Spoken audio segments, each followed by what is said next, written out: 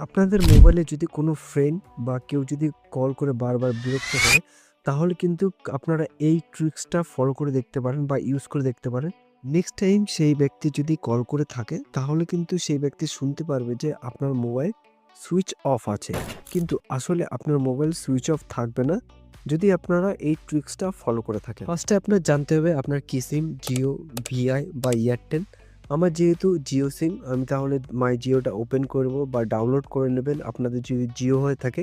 এরপর আপনারা কি করবেন, আপনার জিও ট্রু কলার্স অপশানে ট্যাপ করবেন, ওখান থেকে আপনারা কালার পিরিয়ডটা সেভ করতে পারেন। এখানে অ্যাপ্লাই করবেন, ওখানে আপনারা সার্চ করবেন সুইচ অফ। সুইচ অফ লিখে সার্চ করলে একটা কলার টিউন চলে আসবে। আপনারা এখান থেকে এটা সেট করে দেবেন। সেট করার পর এবার থেকে যদি কেউ কল করে থাকে, তাহলে কিন্তু সেই ব্যক্তি শুধু শুনতে পারবে যে আপনার মোবাইল সুইচ অফ আছে। তাহলে ভিডিওটা যদি ভালো লেগে থাকে অবশ্যই একটা লাইক করে দেবে। আর এই ধরনের ট্রিক্স অ্যান্ড টিপস ভিডিও পাওয়ার জন্য অবশ্যই ফলো করে রাখবেন।